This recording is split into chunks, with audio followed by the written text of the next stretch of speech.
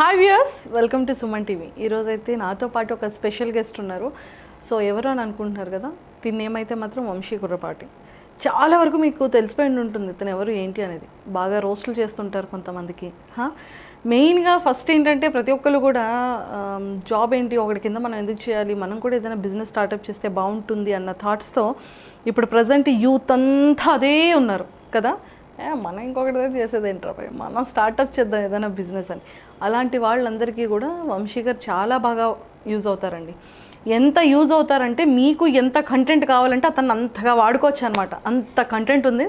Startup related, career related బాగా చెప్తుంటారు. ఎవరైనా సరే ఏవైనా షేర్ మార్కెట్ రిలేటెడ్ పోస్టులు పెట్టారు అంటే అది యూట్యూబర్స్ అవనివ్వండి, క్రియేటర్స్ అవనివ్వండి, ఇలా రోస్ట్ చేస్తారనమాట. అంటే ఒక మూకుల్లో ఒక ఆయిల్లో బాగా రోస్టులు చేస్తూ ఉంటారు కదా, చికెన్ అలా రోస్ట్ చేస్తూ ఉంటారు. సో ఆ డీటెయిల్స్ అన్నీ కూడా కనుక్కుందాం. హాయ్ వంశీ గారు. హాయ్ అండి. First of all thanks for the intro and ఒక చిన్న ప్రజెంట్ అనమాట నా సైడ్ నుంచి. ఓకే, దీంట్లో కూడా ఏమైనా రోస్ట్ ఉందా? నథింగ్ ఇది తీసుకొని చెప్తా. Thank you so much. Welcome. So basically నా జర్నీ స్టార్టింగ్లో ఫస్ట్ ఇంటర్వ్యూ మీతోనే అయింది. ఓ. అండ్ అది చాలా యూజ్ అయింది నాకు యాక్చువల్లీ స్టార్టింగ్. లైక్ నేను 3-4 వీడియోస్ పెట్టినప్పుడే అనుకుంటా యూ రీచ్ మీ అవుట్. ఒక చిన్న ఇంటర్వ్యూ కావాలి, మాట్లాడగలుగుతారా తెలుగులో ప్రాపర్గా అంటే I was fine for that. And అప్పుడు నేను ఇంటర్వ్యూ అయిన తర్వాత ఐ వాజ్ నాట్ ష్యూర్ అసలు ఇంటర్వ్యూ ఇవ్వగలుగుతానా లేదా ఆ టైంలో, because it was my initial days కదా. So it went very well. ఆ వీడియో నుంచి చాలా మైలేజ్ వచ్చింది. అంటే నా ప్రొఫైల్కే కానివ్వండి, నా బిజినెస్కే కానివ్వండి, చాలా హెల్ప్ అయింది అనమాట. సో దట్స్ వై మళ్ళీ కలవడానికి కుదరలేదు మిమ్మల్ని నాకు. దేవుడా, ఇప్పుడు కూడా అంతే మైలేజ్ రా. అయ్యో తప్పకుండా. అండ్ నా ఇప్పుడు మన ప్రొఫైల్ కూడా కొంచెం బిల్డ్ అయింది. And in the mean time నాకు కుదరలేదు కాబట్టి మిమ్మల్ని కలవడానికి. సో ఐ థాట్ మళ్ళీ మళ్ళీ ఇంటర్వ్యూకే. అందుకని మీకు ఒక చిన్న ప్రెజెంట్ ఇద్దాం అనుకున్నాను అనమాట. Thank you so much. And first thing ఏంటంటే నాకు చాలా డౌట్ అండి. స్టాక్ మార్కెట్ వాళ్ళందరూ అంటే ఎవరైతే యాడ్స్ పెడుతున్నారో నేను చాలా వరకు చూస్తా, యూట్యూబర్స్ కానివ్వచ్చు, ఇన్స్టా క్రియేటర్స్ కానివ్వచ్చు, కొన్ని పెద్ద పెద్ద డిజిటల్ ప్లాట్ఫామ్ వాళ్ళు కూడా, క్రియేటర్స్ కూడా ఇదే పెడుతుంటారు ప్రతి వీడియో, వెబ్ సిరీస్ అనుకోవచ్చు ఇలా. అంటే వాళ్ళందరినీ ఎందుకు అంత రోస్ట్ చేస్తుంటారు? మీకు స్టాక్ మార్కెట్ నచ్చదా, లేకపోతే వాళ్ళకి తెలియక పెట్టారని రోస్ట్ చేస్తున్నారు? అది తెలుసుకోవాలి ఫస్ట్ నేను. లేదు, బేసిక్లీ చాలా మంది ఇదే క్వశ్చన్ అడిగారు. అండ్ నా వీడియోలో కూడా యాక్చువల్గా నేను అంటే ఆ రోస్ట్ వీడియో ఏదైతే అంటున్నారో ఆ వీడియోలో కూడా నేను కొంతమందిని టార్గెట్ చేస్తున్నాను అనుకుంటే అదే నిజమన్నాను అనమాట. యాక్చువల్లీ అంటే బేసిక్లీ స్పెసిఫిక్గా ఒకరిని టార్గెట్ చేయలేదు. నా పాయింట్ ఏంటంటే 10 minutes వీడియో యూట్యూబ్లో పెడితే ఒక 2 యాడ్స్ వస్తాయి అనే ఒక ఆశతో పెట్టే యూట్యూబర్స్ కూడా స్టాక్ మార్కెట్లో పలానా యాప్ వాడండి, ఈ యాప్ వాడితే 5,000 రూపీస్ క్రెడిట్ వస్తుంది, నేను 5,000 చూపిస్తుంటాడు అనమాట. వాడు అసలు వాడికి అంత ఎక్స్పీరియన్స్ ఎక్కడి నుంచి వచ్చిందో నాకు తెలియదు, కానీ హిల్ షో అంటే 5,000 స్పెండ్ చేశాను, ఇమీడియట్గా 10,000 ప్రాఫిట్ వచ్చిందంటాడు.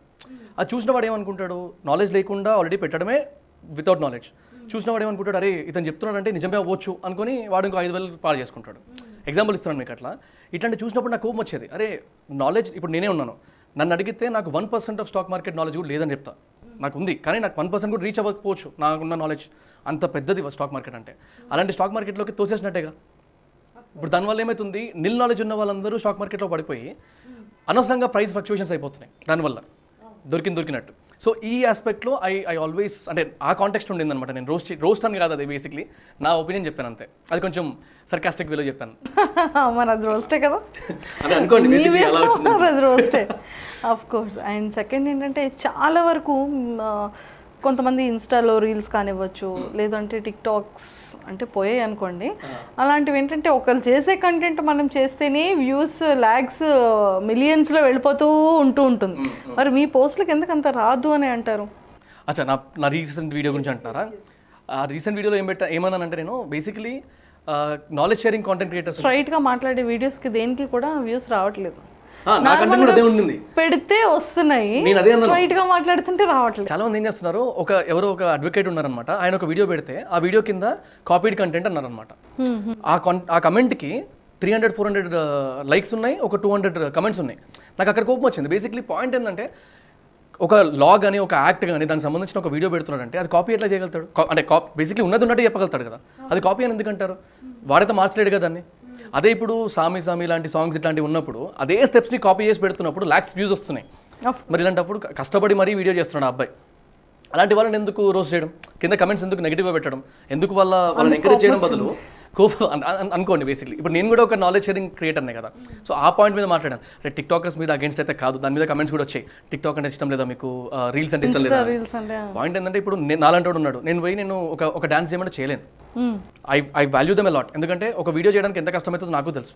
అది డాన్సే కానివ్వండి, ఎక్స్ప్రెషన్ బేస్డే కానివ్వండి, ఏదైనా కానివ్వండి. బట్ అట్లా అని చెప్పి నేను వాళ్ళని అగేన్స్ట్ వెళ్ళలేదు. నా పాయింట్ అదనమాట. మోటివేషన్ అంటే చాలా మంది మోటివేషన్స్కి అట్రాక్ట్ అయిపోతూ ఉంటారు. చాలా మంది వస్తారు, ఇదిగో అది చేసా, ఇదిగో నేను చెప్పడం వల్ల వీళ్ళ లైఫ్ ఎలా అయింది, ఇదిగో అది, ఇదిగో ఇది అంటూ ఉంటారు. అంటే బేసిక్గా చాలామంది అలాంటి బాబాస్ ఎక్కువైపోయారు ప్రజెంట్ ఉన్న డేస్లో. అంటే ఓ బాబా వచ్చి మ్యాజిక్ చేస్తే దేవుడిని నమ్మడు, మనిషి బాబాని నమ్ముతూ ఉంటాడు. అలాగా వాడి లైఫ్ గురించి ఇంకొకటి మోటివేషన్ వచ్చి చెప్తే కానీ వాడికి తెలియదు వాడి లైఫ్ ఏంటి అనేది. సో అంటే మోటివేషన్ అనేది నచ్చదా, లేకపోతే మోటివేషన్ ఇస్తున్న స్పీకర్స్ నచ్చరా మీకు? అయ్యో, స్పీకర్స్ గురించి కాదు నేను మాట్లాడితే. నా పాయింట్ నేను స్పీకర్స్ గురించి మాట్లాడేసాను అయితే చెప్పండి.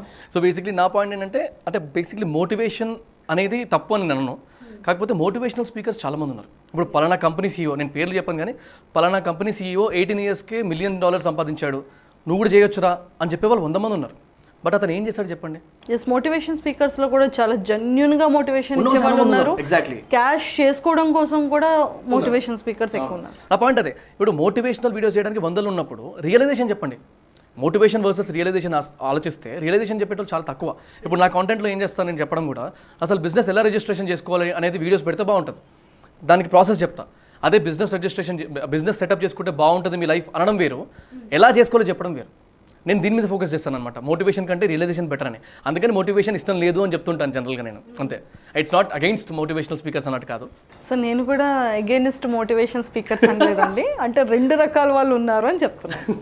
మళ్ళీ కింద దీనికి మోటివేషన్ మళ్ళీ అది ఇది కమెంట్లు 100%. అండ్ చాలామంది అంటే మీరు ఎక్కువగా మీ వీడియోస్ చూసుకున్నా, మిమ్మల్ని ఫాలో అయ్యే వాళ్ళ ప్రతి ఒక్కరికి అర్థమవుతూ ఉంటుంది, మీ వీడియోస్ అన్నీ బాగుంటూ ఉంటాయి.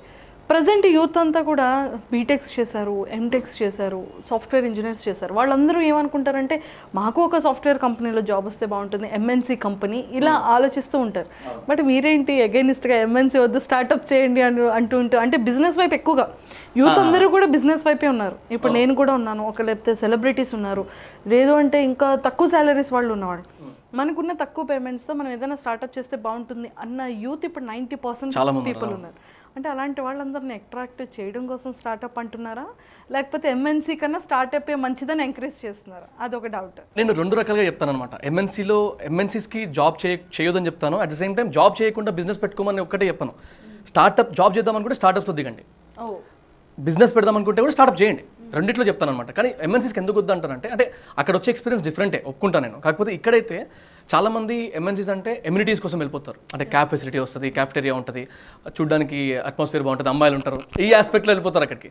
నా పాయింట్ ఏంటంటే, ఇప్పుడు మా కంపెనీలో ఒక అకౌంటెంట్ ఓన్లీ అకౌంట్స్ చేయడు, మనోడికి అడ్మిన్ యాక్టివిటీస్ తెలుసు, ఆపరేషనల్ యాక్టివిటీస్ తెలుసు, ఒక నాలాంటి అంటే బేసిక్లీ మేనేజ్మెంట్లో ఉన్న వాళ్ళ షెడ్యూల్స్ ఎలా ప్రిపేర్ చేయాలో తెలుసు, క్లయింట్స్తో ఎలా మాట్లాడాలో తెలుసు, ఇవన్నీ నేర్చుకోగలుగుతున్నాడు.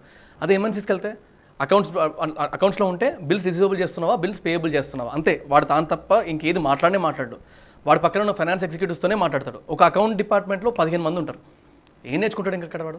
నేను ఎగ్జాంపుల్ ఇంకా అకౌంట్స్ మాత్రమే చెప్పాను, ఇంకా చాలా ఉన్నాయి, టెక్నికల్ కోర్ ఫీల్డ్స్ ఇవన్నీ ఉంటాయి. సో నా పాయింట్ ఏంటంటే, జాబ్ చేద్దాం అనుకుంటే స్టార్టప్స్కి వెళ్ళండి. ఎందుకంటే స్టార్టప్స్లో ఒక రోల్కి 2-3 పెట్టుకోలేరు వాళ్ళు.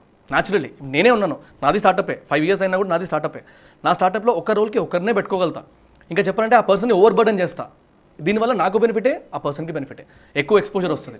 ఎగ్జాక్ట్లీ ఆ పాయింట్లో మాడతా. కమింగ్ టు స్టార్టప్స్, బిజినెస్ పెడదాం అనుకుంటే డెఫినెట్లీ పెట్టొచ్చు, కష్టం ఏం కాదు అన్నట్టు నా కాన్సెప్ట్ అనమాట. సుధీర్ బాబు గారికి మీకు మధ్య ఉన్న అనుబంధం ఏమిటో తెలియదు కానీ ఆ పిక్ ఒకటి పెట్టారు, ఒక ఇంట్రెస్ట్ క్రియేట్ చేశారు, గెస్ అనే ఒక క్వశ్చన్ మార్క్ పెట్టారు. అంటే గెస్ ఏమనుకోవాలి, ఏమైనా బిజినెస్ స్టార్టప్పా, లేకపోతే ఐ థింక్ మీరు స్టార్టప్ని ఎంకరేజ్ చేస్తూ ఉంటారు కాబట్టి సుధీర్ బాబు గారితో కూడా ఏమైనా స్టార్టప్ చేస్తున్నారేమో అని డౌట్ అనమాట. సో మరి ఆ డౌట్ క్లారిఫై చేయాలి అంటే ఇప్పుడు వంశీ నోరిపితే కానీ మాకు తెలియదు. లేదు, యాక్చువల్గా ఇప్పుడైతే చెప్పకూడదు, అది నేను ఏముందో చెప్పను. స్టార్టప్ కైండ్ ఆఫ్ బిజినెస్ రాబోతుంది, ఒక డిఫరెంట్ కాన్సెప్ట్. అతను ఏమైనా బ్రాండ్ అంబాసిడర్? లేదు, ఆయనే స్టార్ట్ చేయబోతున్నారు. ఓహో, కంగ్రాచులేషన్స్. దానికి మమ్మల్ని చూస్ చేసుకున్నారు. అంటే ఏం చేస్తున్నారో చెప్పలేను, చెప్పొద్దు.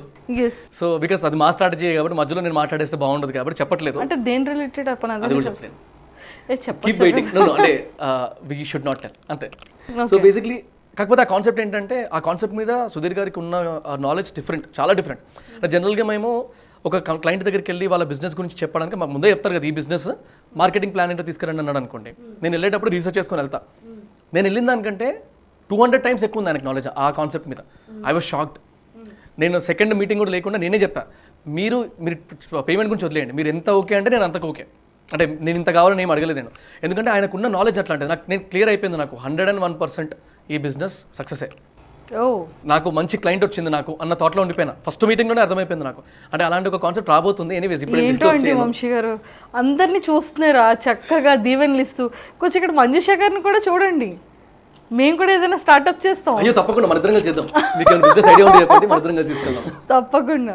So thank you so much. And okay, అంటే సెలబ్రిటీస్తో కూడా బిజినెస్ స్టార్ట్అప్ అవుతున్నాయంటే ఇంకేదో పెద్దదే ఉంది మరి.